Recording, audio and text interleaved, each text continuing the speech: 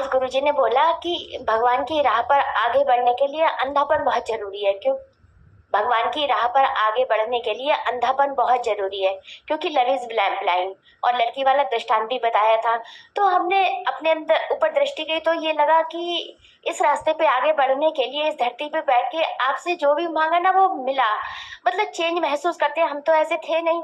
तो आज जैसे अंदर से प्रेयर निकल रही थी कि ऐसा अंधापन मिल जाए, क्योंकि अभी आप दिखाई देते हो तो संसार भी दिखाई देता है। अभी तो लगता है आंखों में सिर्फ आप रह जाओ, संसार गुम हो जाए।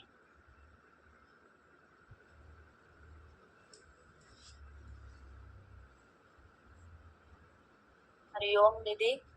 वो लड़की वाली बात अभी गुरुजी ने बताई थी दीदी, उससे इतना प्यार हो गया, अपने प्रेमी से इतना ही प्यार दीदी आपसे मुझे हो जाए, कुछ दिखाई ना दे मुझे भी। अभी तो पूछ रही हो जाना चाहिए। हाँ दीदी, अभी कुछ दिखाई देता है, बहुत कुछ दिखाई देता है, कुछ दिखाई ना दे आपके प्यार में, बस इतना प्यार हो जाए। हरिओम दीदी। हरिओम भगवान। यही लगा भगवान जो गुरुजी ने बताया कि बाधाएं तो बहुत आती हैं, पर इसको बस मांगते हैं यहाँ पे बैठ के, बस इसकी ही बस अंधे हो जाए बस भगवान। यही लगता है कि बस आपसे इतना प्रेम मिले जो कि हम सब कुछ कोई असर ना करे। कह रहे थे बाधाएं तो बहुत आती हैं इस रास्ते में, हमसे इतना प्रेम मिले, प्रेम हो जाए ऐसे आपसे, ऐसा प्रेम मानते ही रहोगे तुम लोग। अभी तुमने मिले बोला, मैंने टोका तो चौर ना सूझे बस।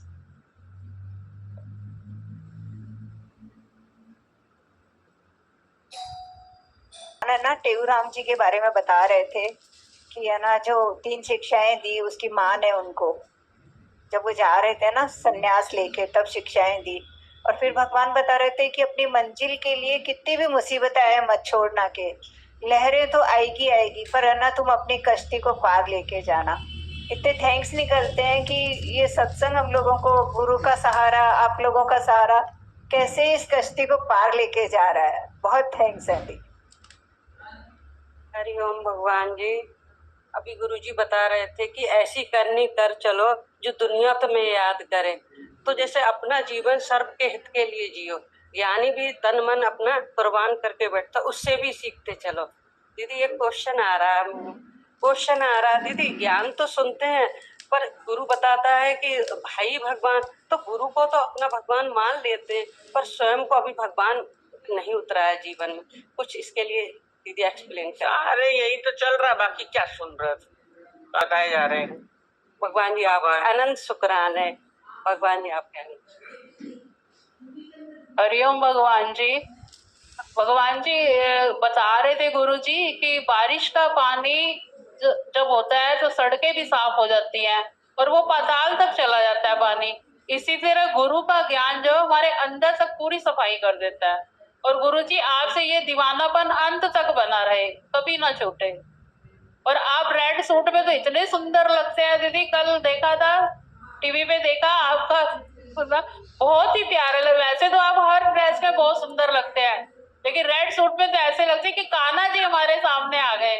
गुरुजी को बहुत खराब लगता था बाहर के, उसको मत देखा कर, ज्ञान से मन रखिए, ठीक। भगवान जी आज जैसे गुरुजी ने बताया कि एक कोट अंदर रह जाए, यानी कि अगर आना जाना कोई भी कार्य हो खाली साथ संगत के साथ हो, गुरु के साथ ही हो। लेकिन जाना पड़ता है, जैसे घर परिवार में कोई फंक्शन होता है तो जैसे अटेंड करते हैं या जाते हैं। अगर कहीं नहीं जाते तो मन बुद्धि में खाली वाणी ही चलती है, ज्ञान ही चलता है, आप ही रहते हो। लेकिन कहीं बाहर जाते हैं तो फिर वो वाले विचार आने लग जाते हैं, तो फिर ऐसा लगता है कि मैं शायद बाहर निकल आई उस दायरे से। वही वाला बुद्धि में से, जैसे मान लो शॉपिंग के लिए तो वही वाले विचार घूमने लग जाते हैं। पर अगर नहीं जाते तो फिर बस सत्संग ही रहता है, आप ही रहते हो विचारों। हरिओम। ऐसे आप गुरुजी ने बताया ना कि इतना प्यार हो भगवान से, इतना कि एक दीवानापन हो जाए, तो ऐसा ही बस कि सब हालात आने के बाद भी बस आपके इश्क में इतना वो रहे कि कुछ दिखे ही नहीं। अच्छा लग रहा है दीदी, गुरुजी बहुत ही अच्छा, अनंत शुक्राना। यही तो वर्णन आता जा रहा, कहाँ कहाँ सब जगह बोल रहे हैं मैं ही हूँ। खाली हम कान से नहीं सुने, इसको भीतर अनुभव भी करें, जीवन में उतारे हुए। गीता खाली ऐसे ही नहीं पढ़ रहे हैं, खाली बुद्धि का नहीं है, बुद्धि का विलास नहीं है कि हम बैठे हैं या कर्ण रस लेकर के मत सुनिए और फिर या तो फिर उतार देते, नहीं होता तो बात खत्म। जब मन ने एक बार बोल लिया भगवान नहीं दिखता तो नहीं दिखता, प्रयत्न नहीं होगा समझ नहीं करने की को। ये नेगेटिव पॉइंट अपने भीतर मत लाया करिए, भीतर कभी नहीं होता है यार, नहीं होता है, नहीं होता, होता है। पॉजिटिव रहिए लाइफ में, और जब बोल रहे हैं तो उसको थोड़ा सा भीतर उतारने का भी प्रयत्न करें। आज कृष्ण बोल रहे हैं मैं वेदों में सामवेद हूं। आपको पता है कितने वेद होते हैं? 4 को पता है। अब 4 वेदों में खाली सामवेद को क्यों चुना? शायद आप लोगों ने पढ़ा नहीं है, पर सामवेद में बोलते हैं कि वो संगीत का वेद है, संगीत और नृत्य के बारे में उसमें है। तो जब संगीत है, संगीत देखिए कितना होता है, मधुर होता है, हृदय तक पहुंचने वाला है। उसमें जितने भी मंत्र हैं वो गाए जा सकते हैं, गाए जा सकते हैं उस मंत्र को। तो इसलिए संगीतमय होने के कारण इसको क्या बोला है? सामवेद में मैं हूं। इसमें भगवान की जितनी भी स्तुति है उसको हम स्वर में बोल सकते हैं। कभी कभी थोड़ा पढ़ लिया करिए, आजकल तो मोबाइल में सब कुछ है, बुक खरीदने की जरूरत नहीं है। तो सामवेद में संगीत है, इससे बोल रहे हैं। कृष्ण बोल रहे हैं वो मैं हूं। आपने कृष्ण को देखा, हम लोग अक्सर ही मूर्ति रख लेते हैं भगवान की, तो जब भी देखते हैं तो उनके हाथ में क्या होता है? बांसुरी होती है,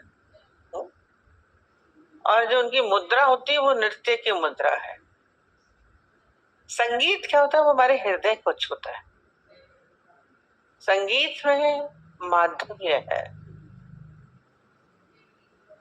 हृदय की चीज है संगीत, दिमाग की नहीं है, पांडित्य नहीं है। जैसे गणित को ले लीजिए, अंक को लीजिए, ये सब दिमाग की चीज है, पंडिताई की चीजें हैं। पर जो संगीत है वो हृदय से निकलता है, मधुर और बहुत आनंद देता है। संगीत देखे सब झूमने लगते हैं, संगीत सुन के बड़ा आनंद की अनुभूति होती। ये जो अनुभव होता है ये अलौकिक होता है। तो इसीलिए बोलते हैं कि सामवेद में हूं, सामवेद की स्थिति है। तो जीवन को संगीतमय बनाइए, अरे क्या है, शुष्क मत बनाइए, रसमय होना चाहिए। हमारा जीवन रसमय है, शुष्क बैठे हैं और शुष्कता में आनंद नहीं है। रस बोल रहे थे, रस स्वयं का मैं पीता हूँ, खुद ही मैं खुद मस्त रहता हूँ। तो संगीत हमारे भीतर से निकलता है। बांसुरी में स्वर नहीं था, बांसुरी में स्वर नहीं था, बांसुरी में किससे स्वर आ रहा था? कृष्ण के भीतर से। संगीतमय जीवन है, लयता होती है उसमें। संगीत में लयता नहीं हो तो संगीत नहीं है। हमारे जीवन में भी लयता हो, लयता हो। संगीत में क्या होते हैं? गुम हो जाते हैं, आनंद की अनुभूति होती है, उस चीज को हम बैठे जाने। बुद्ध भगवान के हाथ में कोई इंस्ट्रूमेंट नहीं है, महावीर के हाथ में कुछ नहीं है, शिव के हाथ में स्वर का कुछ डमरू है, पशु है। जब वो उस स्थिति में आते हैं तब पहले संगार होता है। तो अपने भीतर हम उसको जाने। सामवेद में हूं, और एक जिसमें हम स्वयं को खो सकें, कृष्ण में सामर्थ्य हम स्वयं को खोज सकते हैं। अभी सब बोल रहे हैं इश्क है, ये प्यार है, नहीं हो रहा है। जो आप लोग बोल रहे हैं वो क्यों बोल रहे हैं? क्योंकि प्रेम का अभाव है। प्रेम में मनुष्य स्वयं को खो देता है। बोला वो इतने दिन उतनी ही रही। उसी स्थिति में हम अपने को जान सकते हैं। विलीनता संगीत में रहता है, उसमें हम खो सकते हैं। तो कृष्ण बोल रहे सामवेद मैं हूं, माने कृष्ण में सामर्थ्य है खोने की। कृष्ण में सामर्थ्य खोने की, और वही हमें भी बनना है। उसी को ही हमें जानना है। कितना सुंदर हो जाता है। हमें बॉम्बे में गए, वहां सब हम लोग को बोलने लगे, यूपी में सारे लोग कृष्ण को बहुत गाते हैं, कृष्ण भजन बहुत गाते हैं। क्योंकि हम भी गा रहे थे तो कृष्ण के दोनों भजन गा रहे थे। कृष्ण का बोल बंद वाला है। हमने कहा वो भक्ति है, लय है। यूपी के लोग प्रेम में डूबे रहते हैं, उनमें पांडित्य नहीं है। धन में क्या है? शुष्कता है। गणित में शुष्कता है, विज्ञान में शुष्कता है, संगीत में लयता है। आप खाली बैठ के गुनगुनाइए, आप गुम हो जाएंगे। और ये आनंद आता है। भारी हो, परेशान हो, संगीत में आ जाइए तो सुनते हैं। बांसुरी का स्वर मीठा होता है। कर्कश मत चलाइए, ढम ढम ढम ढम शोर वाला, लयता। इसलिए वो मंत्रों को भी गा के करते हैं। एक राजा ने ऐलान कर दिया था ना कि उनके राज्य में जो भी कुछ बोलो वो क्या करो, गा के बोलो। जो गा के नहीं बोलेगा उसका सर कट जाएगा। ये तो तरीका किया था कि सबके भीतर क्या होगा। अब क्रोध भी अगर आप गा के करेंगे तो कितना क्रोध कर पाएंगे? कभी सोचिए, कल्पना करिए। लड़ाई हो पाएगी? संगीत आपके जीवन में होगा तो कौन सा विकार आपको छू पाएगा? ईर्ष्या कर पाएंगे लयता से? संगीत से आप कितना अच्छा तरीका बना संगीत। जैसे सामवेद में हूं, कृष्ण आपके जीवन में उतर आएंगे। जीवन सुंदर हो जाएगा, विकार रहित हो जाएगा, प्रेममय हो जाएगा, विलीन होगा। ये कितने अच्छी अच्छी विभूतियां इस समय बोल रहे हैं। अपने अंदर इन सारे क्वालिटीज को हम लाए, तल्लीनता। जैसे बोले फिर देवों में इंद्र हो। इंद्र को क्या बोलते हैं? स्वर्ग का राजा। स्वर्ग का राजा है। और क्या कहते हैं उस वहां पे स्वर्ग में क्या है? सारे सुख है, सारे सुख ऐश्वर्य सब स्वर्ग में है। और उसके भी राजा है इंद्र। अगर इंद्र है राजा तो बोल रहे वो इंद्र मैं हूं। कहां तक ऊंचाइयों तक ले सकते हैं इसको? पहले सामवेद वाला माने क्या हुआ? संगीत है। संगीत में जब आप डूबे, एक ये स्वर्गीय सुख वो बाहर का नहीं है, यहाँ पे ये भीतर का बता रहे हैं। जब आप उसमें लेते हैं, जैसे ओम की ध्वनि में आप गुंजा रहो और धीरे धीरे वो ओम ऊपर की ओर जाएगा आज्ञा चक्र में। आप कभी इसका अनुभव नहीं करते। और जब वो ऊपर जाएगा तो आपका इस स्वयं से विलगता अनुभव होगा। थोड़ी देर के लिए ही करके देखिए। उस स्थिति में एक अलग अनुभूति होती, सुखानुभूति। आपके संसार के सारे कष्ट, पीड़ाएं, दुख, हलचल, चिंताएं सब आपके भीतर से हट जाएंगी। आप उसको खुद ही हटा सकते हैं। परिस्थिति वश चाहे कुछ भी हो रहा हो, हम बाहर से ठीक करने की कोशिश नहीं करें। हमारे भीतर ही सब स्वर्गीय सुख है, सारा आनंद है, पर हम उसको कभी अपने साथ इसको लेते नहीं।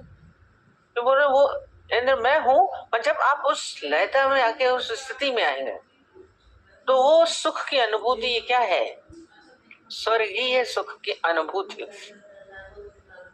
बाहर ये नहीं ऊपर स्वर्ग है, ऊपर बैठा है तो स्वर्ग है, ऊपर तो गीले हो जाएंगे, पानी बरस रहा है, नहीं तो ऊपर स्वर्ग नहीं है, कहीं नहीं बैठे हुए हैं। और जब आप अपने उस स्वयं का आनंद लेने लगते हैं, बोला रस, उस स्वर्गीय सुख का अनुभव स्वयं में ही है। सारा संसार आपका विलीन हो गया, गायब हो गया, आप उस ऐसा तक पहुंच के आ गए, तक उस सुख में जो अनुभव होता है, आप स्वर्ग में आ गए। उसमें स्वर्ग का भी जो राजा है इंद्र है, माने सबसे मैक्सिमम सुख उसको है। आपके अंदर भी वो अनुभूति, वो बोल रहे वो इंद्र मैं हूं, वो इंद्र बाहर वाले नहीं है। उसके आगे सारे ऐश्वर्य फीके पड़ जाते हैं, सारे सुख उसके आगे तब बेकार हो जाते हैं। जब उस स्थिति में आते हैं फिर उनको किसी की चीज की आवश्यकता नहीं रह जाती, न धन न दौलत न मान न सम्मान, सारे सुख खुद ही भीतर आ गए, बाहर से जरूरत नहीं पड़ेगी। अब सोचते बाहर से बाहर सुख मिलेंगे, इंद्र अप्सराएं आएंगी, नृत्य होगा, आपके भीतर नृत्य होगा, आपके भीतर संगीत होगा। अपूर्णता का जब अनुभव होता है तो ये सब बाहर के विलास गायब हो जाता है। इतनी ऊंची चीज ये खाली ऐसे ही देवों में इंद्र बोलेंगे, वो इंद्र दिखेंगे, कल्पना कर रखी है देवताओं में, इंद्र मैं हूं। अभी एक तरफ क्या है बोल रहे, वो मैं हूं, वो कृष्ण वाले बोले नहीं, पर वो मैं हूं। बांसुरी आपके हाथ में आनी चाहिए, स्वर आपके भीतर होने चाहिए। उस आज्ञा तक क्यों नहीं पहुंचते आप? निचले स्तर पे क्यों बैठे रहते हैं? आपको उस अनुभूति में, स्वर्ग अनुभूति में ला सकते हैं।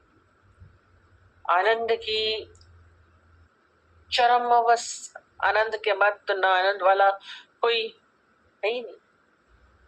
वो बोल रहे देवों में इंद्र हूं, ऐसा अनुभव आपका होना चाहिए। इंद्रियों में मन हूं, इंद्रियां सबको रोज बोलते हैं 5 कर्मेंद्रियां हैं, 5 ज्ञानेंद्रियां हैं, सबको पता है। हाथ पांव, आंख नाक कान स्पर्श होता है त्वचा से, ये सब अपना कार्य करती है। हम सोचते हैं हमारी इंद्रियां देख रही हैं, आंख देख रही है ना, कान सुन रहे हैं, त्वचा स्पर्श कर रही है, नाक सूंघ रहा है, ये चीजें जो सब क्या है वो स्वाद ले रहा है, लगता है इंद्रियां कर रही हैं जैसे, और सब आपको पता नहीं चलता है, सबका काम एक साथ होता है। एक जैसे आम गिरा, कान ने सुना, आवाज आई टैक, आपके कान ने सुना, फिर आंख उधर ही उठ जाएगी अपने आप ही, नहीं क्या गिरा, आम गिरा, फिर आप जाएंगे उसको उठाएंगे। अब हाथ ने स्पर्श किया, मुलायम है, कर रहा है, कच्चा है, फिर सूंघते हैं, अच्छा वाला है ना, कौन सा शहरी है, लंगड़ा है, फिर खाया, स्वाद आया, तो ये हुआ। सारी इंद्रियों ने अलग अलग किया, पर इनके पीछे कोई एक है। कौन बोलता? वो बोलेगा अच्छा है, खट्टा है, मीठा है। एक बोला, वो किसने? मन। सारी इंद्रियों के पीछे जो बड़ा है वो मन है, 11वां मन बोल रहे हैं। तो जो भी श्रेष्ठ चीजें हैं, श्रेष्ठ सारी श्रेष्ठता को भी इस समय है, बाद में तो अलग, इस समय सारी जितनी भी श्रेष्ठ वस्तुएं हैं संसार में, उसको अपने साथ जोड़ रहे हैं। तो सारी इंद्रिय बोलेंगे, हम लोग बोलेंगे नहीं आंख अच्छी है, कोई बोलेगा कोई कान अच्छा है, कोई बोलेगा वो, अगर स्वाद ना हो तो मजा नहीं आएगा।